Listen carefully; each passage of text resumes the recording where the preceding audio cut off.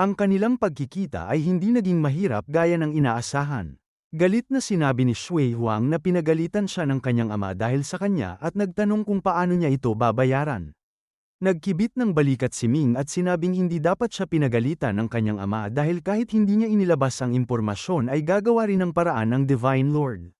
Natitiyak niyang noon pa man ay alam na ng Divine Lord ang plano nito at ginamit lamang ito upang maging siya ang huling nakinabang. Marahang bumuntong hininga si Shui Huang at sinabing ganoon din ang sinabi ng kanyang ama sa huli.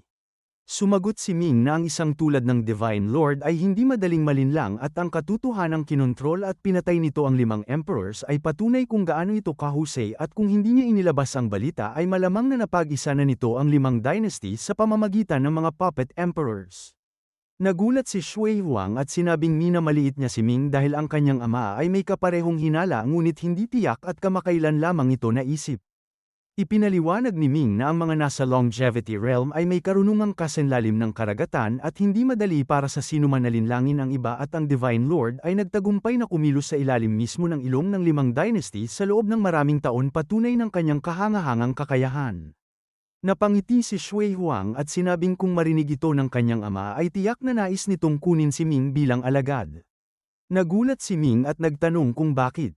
Ipinaliwanag ni Shui Huang na ang kanyang ama ay may mataas na pamantayan at daang taon nang naghahanap ng tagapagmana ngunit wala pang nakakatugon sa kanyang mga kondisyon at ang talino at talento ni Ming ay sapat upang tanggapin siya.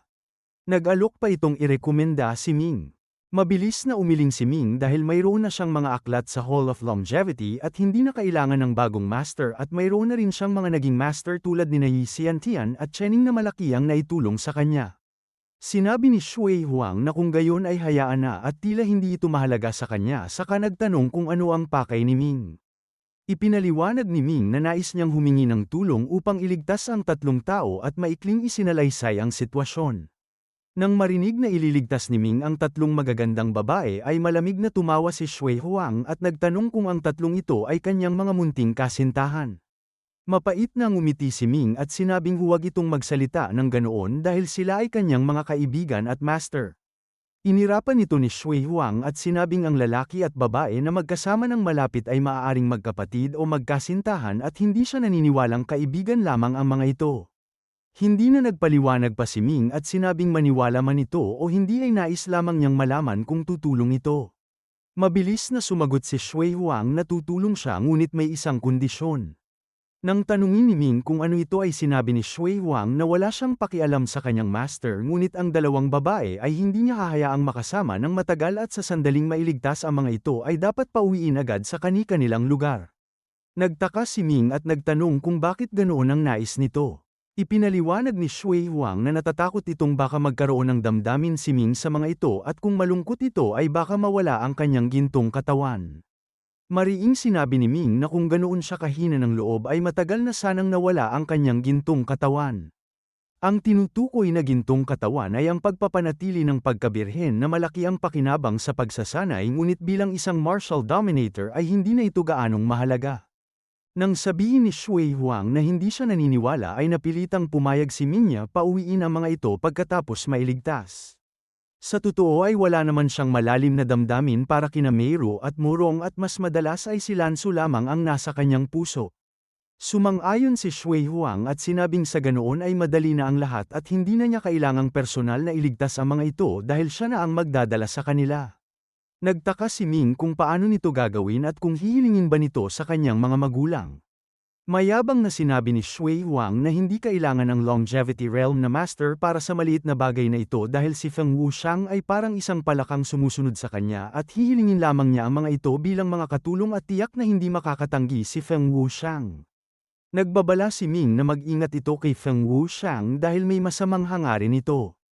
Malinaw na nagustuhan ni Shui Huang ang kanyang pag-aalala at sinabing huwag mag-alala dahil ang tulad ni Feng Wuxiang ay hindi karapat-dapat para sa kanya.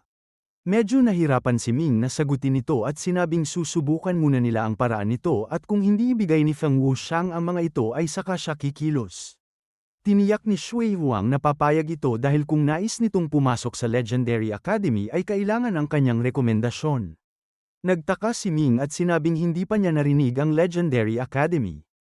Ipinaliwanag ni Shui Huang na ang akademya ay palihim na kumukuha ng mga estudyante kaya kakaunti ang nakakaalam at maging ang kanyang mga magulang ay nalaman lamang ito pagkatapos niyang sumali. Nang tanungin ni Ming kung ano ang Legendary Academy at kung ito ay tulad ng apat na malalaking akademya ay ipinaliwanag ni Shui Huang na ito ay nasa itaas ng lahat ng malalaking mundo itinatag ng pinakamalakas sa buong sangkatauhan upang sanayin ang tunay na mga henyo. Laking gulat ni Ming at nagtanong kung sumali na siya. Tumango si Shui Huang at sinabing oo at maganda ang kanyang marka kaya pinahahalagahan siya ng kanyang mga tagapagturo at dahil dito ay nakatanggap siya ng isang rekomendasyon. Nagtanong si Ming tungkol dito at ipinaliwanag ni Shui Huang na may karapatan siyang irekomenda ang isang tao at susuriin ito ng akademya at kung makapasa ay magiging miyembro, ngunit napakahirap ng pagsusulit at si Feng Wuxiang ay walang pagkakataong makapasa.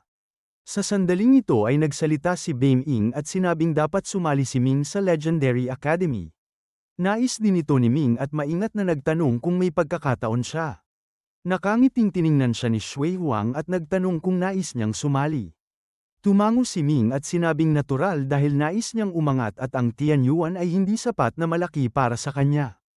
Sumagot si Shui Huang na maaari siyang pumayag ngunit hindi pa sapat ang kanyang kondisyon kaya pansamantala niyang itatabi ang rekomendasyon. Nabigo si Ming at nagtanong kung bakit.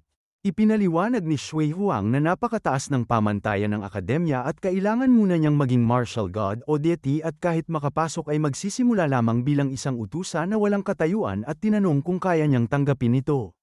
Nanlaki ang mga mata ni Ming at hindi makapaniwalang nagtanong kung kahit ang deity ay nagiging utusan. Mahina hong ipinaliwanag ni Shui Huang na ang mga nasa Dharma Heaven Realm ay tinatawag lamang na Mage, ang Longevity Realm ay tinatawag na Law King at ang Eternal Realm lamang ang tunay na matatawag na deity at sa buong sangkatauhan ay tanging ang mga nasa Longevity Realm ang maituturing na may halaga. Nang tanungin ni Ming kung sino ang nagtayo ng akademya ay ipinaliwanag ni Shui Huang na sila ay ang tatlong alagad ng ninunong si Pangu, ang tatlong sovereign. Ang Heaven Emperor, Earth Emperor at Human Emperor. Naalala ni Ming ang Trial Land at ang Path to Godhood at sinabing tila pareho silang nilikha upang sanayin ang mga henyo ng sangkatauhan. Sumang-ayon si Shui Huang at pinuri ang kanyang pananaw at ipinaliwanag na ayon sa kanyang tagapagturo ay ang Trial Land, Path to Godhood at Legendary Academy ay itinatag ng tatlong magkakahiwalay na puwersa ng sangkatauhan at ang sinumang magtagumpay sa alinman sa mga ito ay magiging isang pambihirang malakas na nilalang. Alam ni Ming na malamang ay hindi rin alam ni Shui Huang ang buong detalye kaya hindi na siya nagtanong at sa halip ay sinabing itabi nito ang rekomendasyon para sa kanya at tiyak na gagantimpalaan niya ito sa hinaharap. Sumagot si Shui Huang na hindi niya kailangan ng gantimpala at huwag lamang siyang mapahiya. Hindi makapaniwala si Ming at sinabing tila minamaliit siya nito dahil kahit ito ay nasa akademya ay hindi naman siya mas mababa rito. Tumawa si Shui Huang at nagtanong kung naaalala niya na madali niyang nalampasan ang formation nito sa Yitang Palace at tinanong kung bihasa siya sa sining ng pagkalkula. Inamin ni Ming na bihasa siya sa Chaos Calculation Scripture at Tai Divine Art. Lalong tumawa si Shui Huang at sinabing ito pala dahil pareho itong sinasanay sa akademya bilang mga pangunahing aralin. Nagulantang si Ming at hindi makapaniwalang nagtanong kung talagang pangunahing aralin ang mga ito. Inilahad ni Shui Huang ang kanyang kamay at ipinakita ang kanyang 7-element calculation formation. Napasigaw si Ming nang makita ito. Ipinaliwanag ni Shui Huang na nasa akademya ang lahat ng pinakamalakas na teknik ng bawat sibilisasyon ng sangkatauhan at hindi ang Chaos Calculation Scripture o Tai Divine Art ang pinakamalakas at kung may sapat na talento si Ming ay tiyak na gagawin siyang malakas ng akademya. Nanliit ang mga mata ni Ming at tinitigan si Shui Huang saka nagtanong kung bakit hindi gaanong mataas ang kanyang antas gayong ang kanyang ama ang pinakamalakas sa Tianyuan ranking at ang kanyang ina ang pinuno ng Tianyuan 9 Demons na nagpapahiwatig ng pambihira niyang talento. Tinanong siya ni Shui Huang kung napansin niya at nagkibit ito ng balikat at sinabing isa lamang itong maliit na incarnation at ang tunay niyang katawan ay nasa akademya pa rin. Napangiti si Ming at nagtanong kung gaano kalakas ang kanyang tunay na katawan. Sumagot si Shui Huang na sinasanay nito ang immortal na sibilisasyon at nasa katumbas ng fourth realm of longevity. Huminga ng malalim si Ming at sinabing kahanga-hanga ito at hindi katakatakang nakapasok ito sa akademya. Ngunit sinabi ni Shui Huang na may mga tunay na henyo sa akademya na kahit siya ay hindi kayang pantayan at kapag pumasok na si Ming ay saka lamang niya mauunawaan kung gaano kalawak ang mundo. Ngumiti si Ming at sinabing mas mabuti kung mas malakas sila dahil kung hindi ay nakakadismaya. Umiling si Shui Huang at sinabing magbabago ang kanyang isip kapag nakita na niya ang tunay na mga henyo ng sangkatauhan. Hindi sang-ayon si Ming at sinabing hindi niya minamaliit ang mga bayani ng mundo ngunit noong nasa Trial Land siya ay nakakita na siya ng mga henyo mula sa iba't ibang sibilisasyon kabilang ang Immortal, Buddhism, Confucianism at iba pa at wala sa kanila ang tunay na nagpamangha sa kanya. Nagtanong si Shui Huang kung nakapunta na siya sa Trial Land at sinabing ang mga pumupunta roon ay hindi gaanong pambihira at kapag naging martial god na si Ming ay saka lamang niya makikilala ang mga tunay na henyo na kayang pantayan ang mga nasa akademya. Sa pakikinig sa mataas na pagtingin ni Shui Huang sa akademya ay tila ang 4 Great Divine Lands at ang 5 malalaking akademya ay walang halaga kumpara rito at lalong naakit si Ming. Nagtanong siya kung taon-taon ba itong tumatanggap. Ipinaliwanag ni Shui Huang na bawat 10 taon ay tumatanggap ito ng 300 tao at mula rito ay 100 lamang ang pumapasa upang maging mga bachelor na pawang mga pambihirang henyo na kahit isa ay hindi niya maliitin at siya ay isa lamang 4th level bachelor. Nagtanong pa si Ming kung may antas ang bachelor at kung ano ang nasa itaas nito.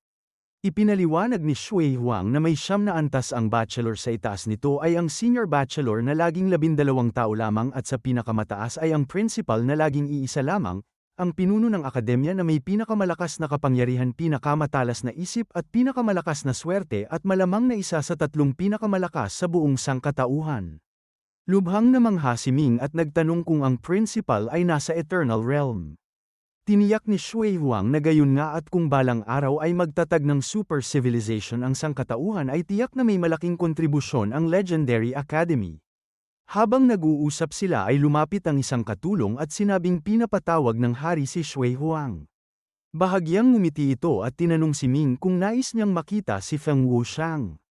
Tumalikod si Ming at hinilat ang kanyang mukha upang magbago ng anyo at sinabing magpapakilala siya bilang pinsan nito at maging ang kanyang tinig ay nag-iba. Napangiti si Shui Huang at sinabihan ang kanyang pinsan na sumama na sa kanya. Sabay silang lumabas ng pavilion at nagtungo sa tahanan ng hari na hindi gaanong kalayo, isang marangyang gusali kung saan nagtipon ang maraming master, lahat ay pawang martial god o deity walang mahina. Pagdating ni Shui Huang ay agad na nagbigay galang ang lahat dahil ang kanyang katayuan ay hindi ordinaryo, ang kanyang mga magulang ay kabilang sa pinakamalakas sa mundo kaya sino ang mangangahas na maliitin siya. Maging si Feng Wuxiang ay masayang sumalubong at tinawag siyang kapatid. Bahagyang ngumiti si Shui Huang at nagtanong kung bakit siya nito pinatawag. Sinabi ni Feng Wuxiang na may natagpuan ang kanyang mga tao sa Void Heaven, isang ancient ruins na pinaniniwala ang hardin ng mga gamot ng sinaunang Heaven's Court kung saan may mga alamat ng immortal medicine, wish fruits at mga cursed flowers at kung makakapasok sila ay tiyak na napakalaki ng kanilang makukuha. Hindi man lamang nasabik si Shui Huang at mahinaong sinabi na kung kaya nitong pumasok ng mag-isa ay hindi na nito siya tatawagin. Mabilis na sumagot si Feng Wuxiang na hindi ganoon ang ibig nitong sabihin at ang dahilan ng pagtawag ay upang ibahagi ito sa kanya. Mahinang suminghal si Shui Huang at sinabing titingnan niya kung mabubuksan nito ang hardin. Medyo nahiya si Feng Wuxiang at sinabing kailangan nilang hiramin ang isang bagay mula sa kanya. Tiningnan siya ni Shui Huang at nagtanong kung ang nais nito ay ang kanyang Flying Dragon Staff. Mabilis na tumango si Feng Wuxiang at ipinaliwanag na ang mga formation ng hardin ay hindi ordinaryo at hindi ito mabubuksan ng mabilis kung wala ang staff. Nagliwanag ang mga mata ni Shui Huang at sinabing maaari niyang ipahiram ang staff ngunit may ilang kondisyon. Tuwang-tuwang sinabi ni Feng Wuxiang na kahit ilang kondisyon ay papayag siya. Pinigilan siya ni Shui Huang at sinabing huwag munang magdiwang. Ang unang kondisyon ay ibigay sa kanya ang 3 magagandang bihag, sina Meru, Chenying at Murong. Nagulat si Feng Wuxiang at nagtanong kung bakit niya sila kailangan. Sinabi ni Shui Huang na kailangan niya ng mga katulong at ang kanyang mga kasalukuyang katulong ay pangit kaya nais niyang palitan ng magaganda. Nang mapansin niyang nag-aalinlangan si Feng Wuxiang ay malamig siyang tumingin at tila aalis na kaya mabilis na pumayag ang prinsipe. Ang pangalawang kondisyon ay pagbukas ng hardin ay 5 lamang ang maaaring pumasok mula sa kanilang panig at 2 lamang mula sa kanya, ang kanyang sarili at ang kanyang pinsan. Noon lamang napansin ni Feng Wuxiang si Ming dahil ang kanyang itsura ay labis na ordinaryo na hindi siya mapapansin ng sinuman. Tiningnan ng prinsipe ang mukhang hindi kapansin-pansin at tila hindi gaanong mataas ang antas na pinsan at pumayag din dito. Ang ikatlong kondisyon ay anumang matagpuan nila ni Ming ay hindi maaaring agawin ng iba kung hindi ay agad niyang tatawagin ang kanyang mga magulang upang wasakin ang buong tahanan ng hari at ito ay sinabi ni Shui Huang ng may matinding awtoridad. Natural lamang dahil ang kanyang mga magulang ay kabilang sa pinakamalakas sa mundo. Kinilabutan si Feng Wuxiang at nangakong hindi mangyayari ito dahil hindi siya mangangahas na agawin ang anumang pag-aari nito. Nang tanggapin ang lahat ng kondisyon ay saka lamang nasiyahan si Shui Huang at lihim siyang nagpadala ng mensahe kay Ming na ipinaliwanag na ang 4 na Divine Lands, 9 na Holy Lands at iba pang malalaking puwersa ay pawang sumusuporta sa iba't ibang panig at si Feng Wuxiang ay may maraming tagapayo at master sa kanyang tabi kaya kung hindi nila lilimitahan ang bilang ay tiyak na sila ang malulugi. Masayang sinabi ni Ming na tiyak na may nais itong makuha sa hardin. Tumango si Shui Huang at sinabing nabanggit ng kanyang ama na ang 3 pinakamahalagang lugar sa sinaunang Heaven's Court ay ang Hardin ng Emperor, ang Hall of Longevity ng Heaven's Son, at ang Jade Pond ng Empress at ang hardin ay may mga pambihirang halamang gamot na bawat isa ay walang katumbas ang halaga. Naalala ni Ming ang kanyang treasure seeking mouse at hinawakan ito sa kanyang bulsa, matagal nang walang nagawa ang maliit na nilalang at nang marinig ang usapan ay agad itong nanabik. Sinabi ni Ming na hindi nila alam ang tunay na kalagayan sa loob ng hardin at maaaring wala nang natitirang mahiwagang halaman kaya dapat huwag masyadong umasa. Sumagot si Shui Huang na susubukan lamang nila ang kanilang kapalaran. Kitang-kita na hindi agad aalis si Feng Wuxiang at sa halip ay nagdaos siya ng malaking handaan at patuloy na dumating ang maraming malalakas na master. Binilang ni Ming ang mga naroroon at may mahigit 100 martial god at deity sa tabi ng prinsipe. Nasabi ni Ming na tila ang bawat malaking puwersa ay nagpapadala ng mga tao sa iba't ibang panig. Sumagot si Shui Huang na ganoon nga at ang 4 na Divine Lands at iba pang puwersa ay puspusang sumusuporta sa kanilang mga kinatawan upang labanan ng Divine Lord at si Feng Wuxiang ay isa sa mga kinatawang ito. Habang nag-uusap at kumakain ay biglang nagsalita si Feng Wuxiang at nagtanong kung sino ang pinsan ni Shui Huang dahil hindi pa niya ito narinig at tinanong ang kanyang pangalan at pinagmulan. Mahinahong sumagot si Ming na ang kanyang pangalan ay Wu Ming, isang hamak na independent na manlalakbay na walang halaga. Iginiit ni Feng Wuxiang na ang pinsan ni Shui Huang ay tiyak na may natatanging kakayahan at inanyayahan siyang sumali sa isang laro ng military chess simulation na gagawin ng kanyang mga general. Ang totoo ay nagseselos si Feng Wuxiang dahil malapit na nag-uusap sina Shui Huang at Ming kaya nais niya itong ilayo at ipahiya. Ang military chess ay isang simulation ng digmaan gamit ang isang espesyal na artifact kung saan ang mga kalahok ay pumapasok sa isang virtual na mundo at namumuno ng mga hukbo at sinumang nasa antas ng martial dominator pataas ay maaaring sumali. Sinabi ni Shui Huang na maaari itong tumanggi dahil nais lamang siyang ipahiya ni Feng Wuxiang. Sumagot si Ming na hindi siya natatakot at bilang pinsan nito ay hindi siya maaaring magpakabobo.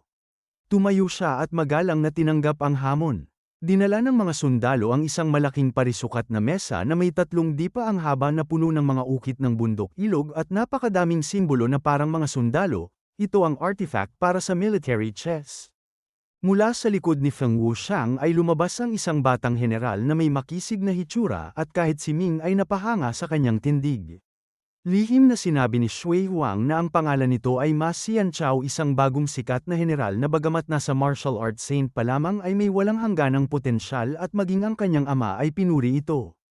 Naisip ni Ming na sayang ang ganoong talento sa kamay ni Feng Wuxiang at nakangiting nagbigay galang. Tumango si Ma Xianchao at sinabing mauna na si Ming. Ipinatong ni Ming ang kanyang mga kamay sa mesa at pinakilos ang artifact gamit ang kanyang soul force at agad na pumasok ang kanyang espiritu sa isang malawak na virtual na mundo, walang hanggang kabundukan, kapatagan at 1,000,000 sundalo na handa ng lumaban kabilang ang mga pana, espada, sibat at kanyan. Ito ang kanyang unang pagkakataon na mamuno ng digmaan kahit sa simulation lamang at labis siyang nasabik. Sa isang saglit ay nakontrol na ng isip ni Ming ang bawat sundalo at kasabay nito ay mabilis na umandar ang kanyang 8-element calculation formation upang hanapin ang pinakamahusay na pagkakaayos ng mga army. Tinipon niya ang malaking bilang ng mga sundalo at hinati sa 10 unit bawat isa ay may 100,000 tauhan. Sa kabilang panig ay pinaghiwa-hiwalay naman ni Ma Xianqiao ang kanyang mga sundalo sa ilang daang maliliit na grupo at ikinubli sa mga kagubatan tila mas gusto niyang gumamit ng taktikang gerilya. Hindi nagtagal ay nagkasagupa ang kanilang mga puwersa at si Ma Xianqiao ay lubhang madulas. Ang kanyang mga sundalo ay umaatake at agad na uurong at sa sandaling umurong ay agad na muling sumusulpot na nagdulot ng maraming problema kay Ming sa mga unang sandali. Ngunit mabilis na nakagawa ng paraan si Ming, nagtago siya ng malaking bilang ng mga archer sa likuran at sa tuwing sasalakay ang kalaban ay agad na pinaulanan ng sabay-sabay na arrow na nagdulot ng matinding pinsala. Kasabay nito ay nagpadala rin siya ng mga piling tauhan upang gayahin ang estilo at guluhin ang mga army ni Ma Xianqiao. Kahit may 8-element calculation formation si Ming ay hindi pa rin siya nakalamang dahil hindi pa siya nakaranas ng tunay na digmaan at hindi niya napigilan ang paghanga sa talento ni Ma Xianqiao sa pamumuno. Itinuring na ni Ma Xianqiao si Ming bilang isang malakas na kalaban mula pa sa simula dahil hindi niya minamaliit ang sinuman, ngunit ang ipinakita ni Ming ay labis pa ring nagpamangha sa kanya at mas matindi pa ang kanyang paghanga kaysa sa nararamdaman ni Ming. Sa unang pagkakataon ay nakipag-usap si Ma Xianqiao kay Ming sa loob ng simulation at taos-pusong ipinahayag ang kanyang paghanga. Sumagot si Ming na mahusay din ito dahil walang butas ang pagkakaayos nito at kahit anong kalkula ay hindi siya makahanap ng pasukan at kung magpapatuloy sila ay parehong mauubos ang kanilang mga sundalo. Ipinaliwanag ni Ma Xianqiao na mayroon siyang pamana mula sa tradisyong militar kaya natural na kaya niyang gamitin ang sining ng digmaan sa pinakamataas na antas, ngunit si Ming ay malinaw na hindi mula sa paaralang militar kaya ang kanyang katalinuhan ay tunay na kahanga-hanga. Narinig na ni Ming na mayroong isang sibilisasyong pandigma sa sangkatauhan na tinatawag ang sarili na paaralang militar, isang makapangyarihang sibilisasyon at hindi niya inaasahang dito nagmula si Ma Xianqiao. Kinilala ni Ming na ito ay mula sa sibilisasyong pandigma at nagtanong kung paano ito kumpara sa immortal na sibilisasyon. Sumagot si Ma Xianqiao na ang sibilisasyong pandigma ay isa ring mataas na sibilisasyon at sa lakas ay mas nakahihigit pa sa immortal, ngunit nakalulungkot na ito ay isang vassal civilization na kailangang idugtong sa isang malakas na sibilisasyon upang tunay na lumaganap. Ang kanilang grupo ay lumabas upang maghanap ng isang sibilisasyong may potensyal na maaaring suportahan.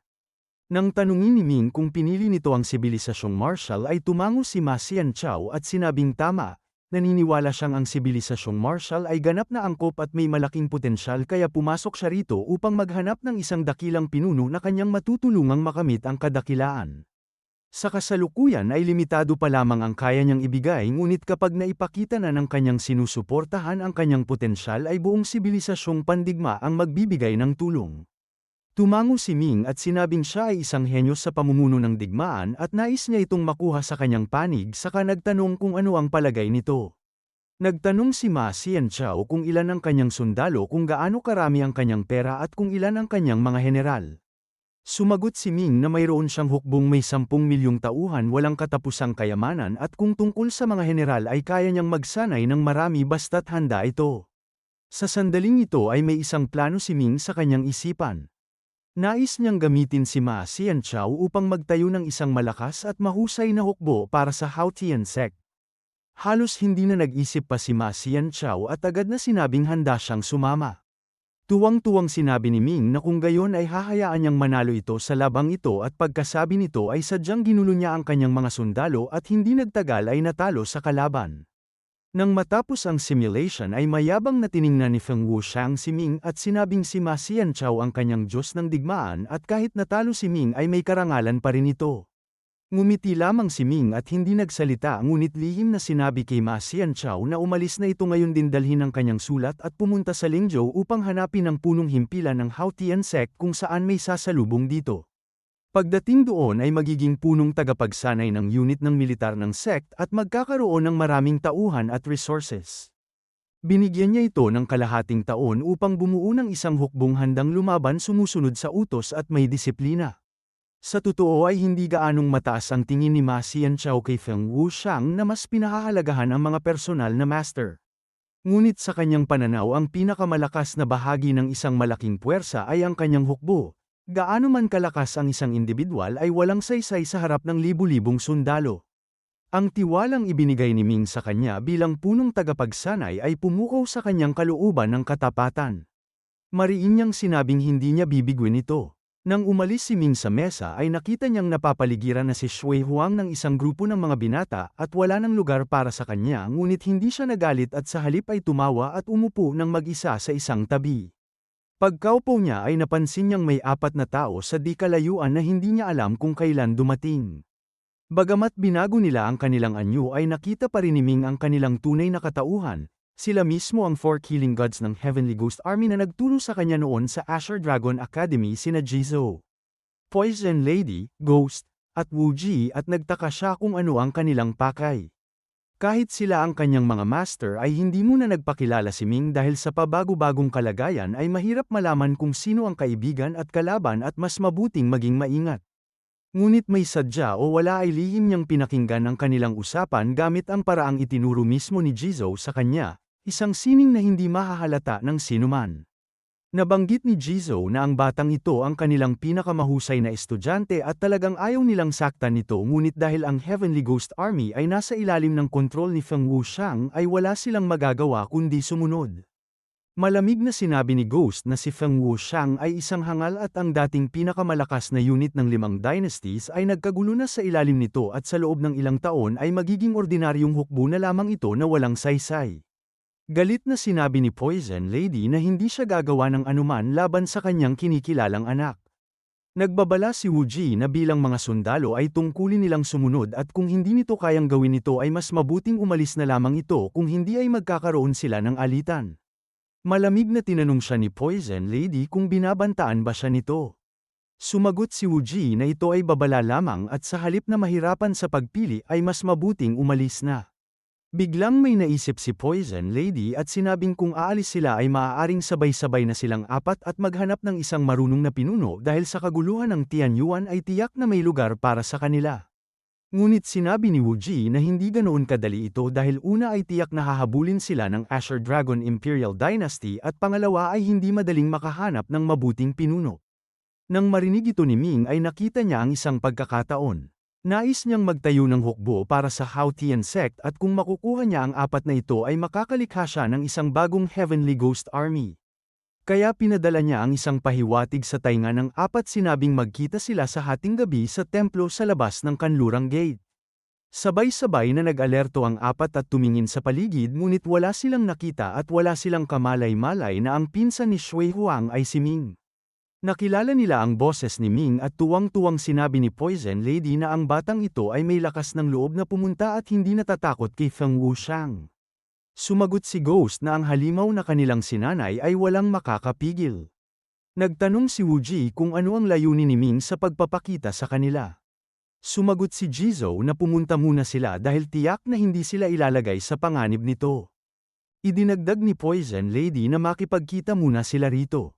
Nagtanong si Wu Ji kung hindi ba dapat samantalahin ang pagkakataong ito upang dakpin si Ming, ngunit mariing tumutol si Ghost at sinabing masyadong matigas ang ulo nito at ang mga ginawa ni Ming sa nakaraang ilang taon ay sapat na patunay na hindi siya madaling mahuli. Sumang-ayon na lamang si Wu Ji at sinabing makikipagkita sila upang malaman ang nais nitong sabihin.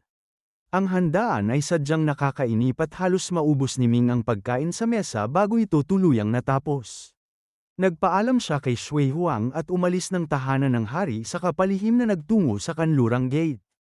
Pagsapit ng hating gabi ay tahimik at walang katao-tao ang templo sa labas ng kanlurang gate, isang lugar na matagal nang walang pumupunta at puno ng kadiliman. Biglang may 4 na anino na parang multo na lumitaw sa harap ng templo at sila mismo ang 4 killing gods. Si Poison Lady ang unang hindi nakapagpigil at tinawag si Ming. Lumabas si Ming mula sa likod ng templo at nagbigay galang ng may malalim na pagpupugay sa kanyang 4 na master, isang kilos na labis na ikinatuwa ng 4. Bagamat sila ay mga martial god ay hindi sila gaanong kalakas sa mundo ng mga makapangyarihan at sa paningin ni Feng Wuxiang ay hindi sila gaanong mahalaga, ngunit ang pangalan ni Ming sa mga nakaraang taon ay mas malaki kaysa sa kanila, kaya ang kanyang patuloy na paggalang ay nagbigay ng magandang pakiramdam sa kanilang kalooban. Inutusan siya ni Ghost na huwag nang masyadong formal at nagtanong kung siya ay nasa tahanan ng hari kanina. Tumango si Ming at sinabing naroon siya. Nagtanong si Jizou kung narinig niya ang kanilang usapan at muli ay tumango si Ming at ipinaliwanag na kahit nag-iba sila ng anyo ay nakilala pa rin niya sila at dahil sa pagkamausisa ay nakinig siya. Sinabi ni Poison Lady na kung alam niyang nais siyang ipahamak ni Feng Wuxiang ay bakit siya nagpakita at hindi ba siya natatakot na saktan nila siya. Nakangiting sumagot si Ming na mayroon silang ugnayang master at estudyante samantalang si Feng Wuxiang ay wala sa kanila at ang kanyang pagpunta ay upang mag-alok ng isang magandang kinabukasan. Nagtanong si Jizou kung nais niya silang makuha. Diretsahang sinabi ni Ming na ito nga at ipinaliwanag na nakikita niyang hindi sila masaya kay Feng Wuxiang kaya bakit hindi lumipat ng lugar at sinabing ang Haotian sect ay nagtatayo ng hukbo at nais niyang tulungan nila siyang bumuo ng isang Heavenly Ghost Army. Nagulat ang apat at nagtanong kung siya ay nasa Haotian sect. Ipinahayag ni Ming na hindi lamang siya miyembro kundi siya ang deputy sect leader na may malaking kapangyarihan at bilang kanilang estudyante ay susuportahan niya sila ng buong buo upang maging mga pangunahing tauhan ng sect. Natahimik ang apat dahil ang alok ni Ming ay sadyang napakaganda at may tiwala sila sa kanya ngunit ang biglaang pagpapasya ay nagdulot ng pag-aalinlangan. Sinamantala ni Ming ang pagkakataon at nagtanong kung bakit sila nanatili sa antas ng martial god sa loob ng maraming taon. Sumagot si Poison Lady na hindi naman sa hindi nila kayang maging deity ngunit dahil sa buong buhay nilang pagsasanay ng martial arts ay nais nilang magpatuloy at maging tunay na martial god. Tumango si Ming at sinabing kung gayon ay mas dapat nila siyang sundan dahil balang araw ay lilikha siya ng isang tunay na landas ng martial arts.